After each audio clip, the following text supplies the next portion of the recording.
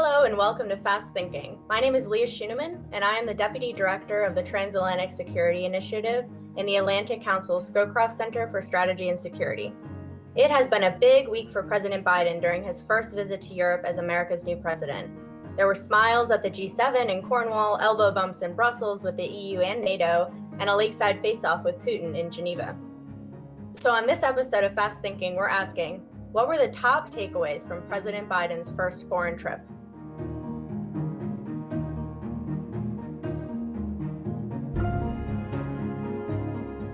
To unpack and recap, I'm joined by Ben Haddad, Director of the Atlantic Council's Europe Center. So, Ben, I think my top takeaway from the trip this week, which was President Biden's first international trip and first trip to Europe as President of the United States, was that America is back and international summits are boring again.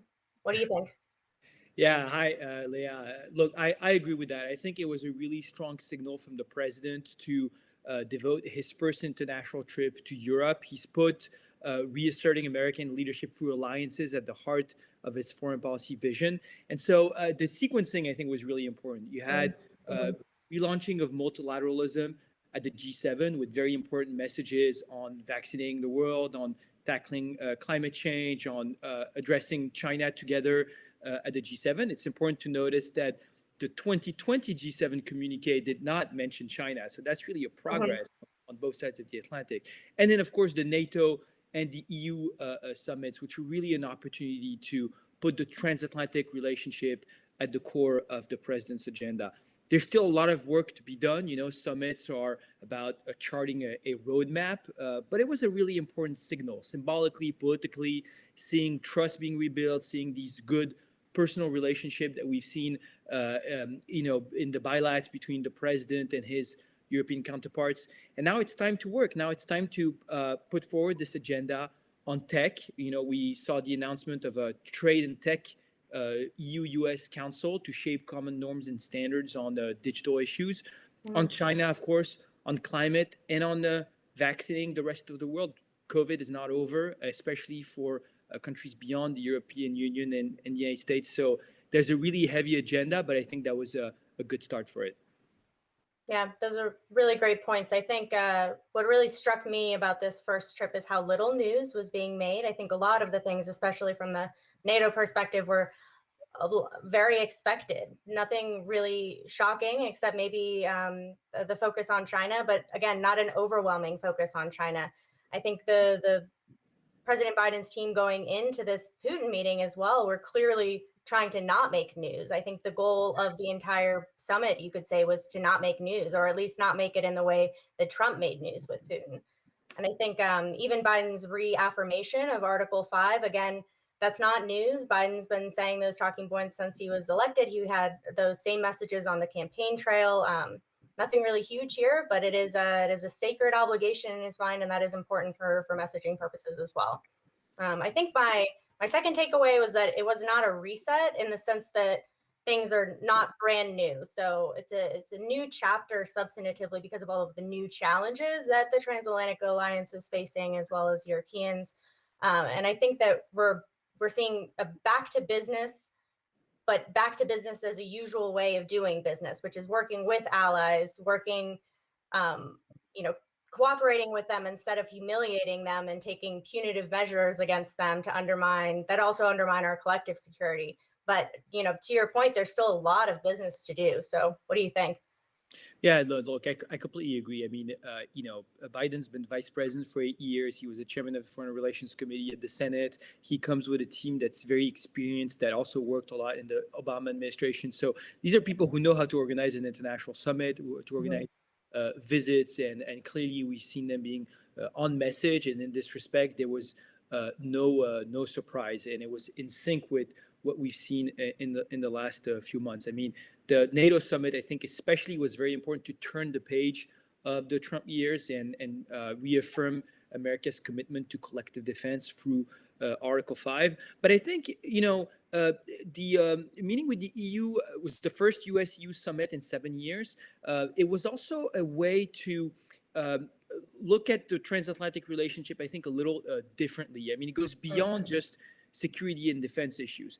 When you look at the strategic rivalry with China, you have to ask yourself, how do we compete in tech space? How do we make sure that the digital authoritarian model that China and to a certain extent Russia are pushing does not become the dominant model on the international stage at a time where the US and the EU are going in different directions when it comes to data privacy, when it comes to content removal and tackling hate speech, when it comes to antitrust measures. So I think it's really important to be in sync together. And clearly here, the EU is going to rise as a key partner for the United States. So back to business. America is back, but let's also rethink a little bit this transatlantic relationship with maybe a more ambitious, more responsible Europe at the core of it. Because even beyond that, I think some of the language that we've heard in the two previous administrations, Obama and Trump administration, on burden sharing, on Europeans stepping up, taking more responsibility, of course, that's not going to go away. And so I think that's starting to work now on an ambitious common agenda needs to include, I think, more responsible Europeans, and this is why also this EU summit for me was very important. That's a really good point as well about this push for increased burden sharing. It's not something that just popped up in the past 4 years. It's been something that U.S. presidents have been pushing for forever, and as well as voices within Europe as well, wanting to play a larger role in their own defense, which I think is so important. And I think from the NATO summit perspective, specifically, where burden sharing was a political punching bag for so many of the past years, and the alliance was really frayed. I think this back to business as usual has been it's good for the alliance. And the summit was definitely about tending the garden, but that's not to dismiss the importance of the summit.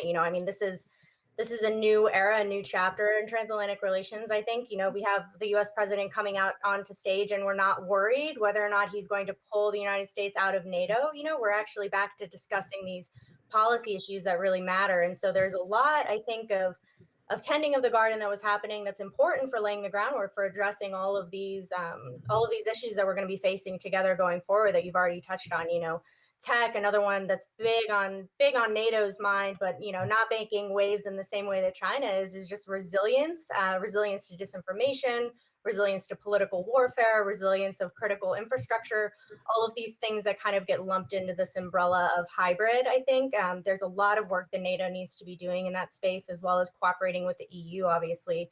And I think that the tending of the garden was good, but I'm really looking forward to see where NATO especially goes in the next year as well. And I think another point you made just about the language that Biden was using and allies and partners were using about this democracy versus authoritarianism, that was definitely present in the G7 and the EU summits and NATO summit as well. And I think we're going to continue to see that as a trend, especially pushing back against some of the Chinese practices, like the horrendous practices of using forced labor and unfair trade practices. And kind of brings me to my third key takeaway, I think, was that it's clear that countering China is a top transatlantic priority.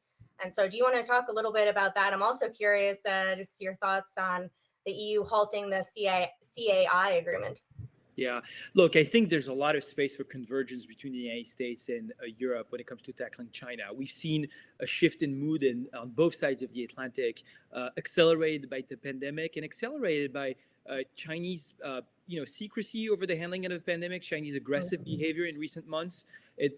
You're right to mention the European Parliament basically unplugging, burying the EU-China investment agreement following Chinese sanctions against European officials, concern over forced labor, what's happening in Xinjiang. I think this is something that's also rising in Europe, and this is why it's so encouraging to see strong language on the G7 communique at NATO and the EU as well on the necessity to forge common position on tackling China. We'll have differences, and Europeans will want to keep their autonomy. They have important trade relations with China as first trade partner of the European Union. But I think clearly when it comes to addressing trade behavior, when it comes to talking about human rights and unfair practices from China, freedom of navigation in South China Sea, I think there's a lot of potential convergence. Beyond that, I think it's interesting, and I'd love to hear your thoughts on this too, to say a word of the Biden-Putin summit. I think a lot of people here in Washington were a little skeptical about this summit going forward. And it turns out, I think it was actually kind of a communications victory, I think, for President Biden. Not much came out of it, of course, in substance. It was an opportunity to reaffirm red line, to try to find ways to sort of de-escalate conflict between the United States and Russia. But I think more importantly, and that was the point of it, the fact that it happened after that European sequence, after the G7, NATO, and EU summit, where you could see a strong show of unity. Once again, despite legitimate differences, but a strong reaffirming on both sides of the alliance, that really strengthened America's position going into that meeting with Vladimir Putin. And I think that's also a very important message when you look at the last 4 years.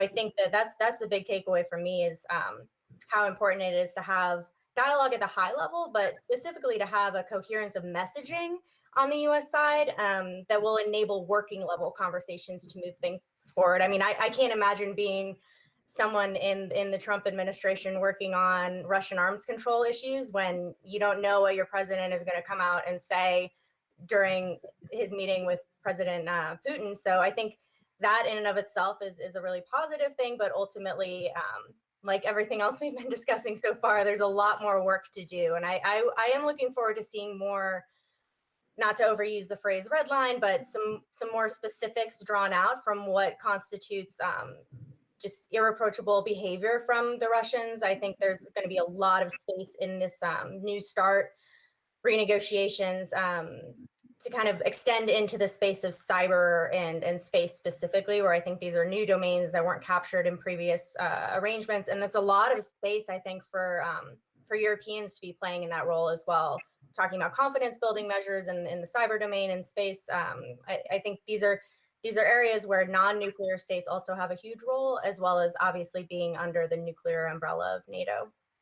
An ambitious agenda, first a positive agenda between allies, but also clearly important to draw lines in the relationship between the United States and Russia. I think we at the Atlantic Council will have our work cut out for us in the next few years with all of that.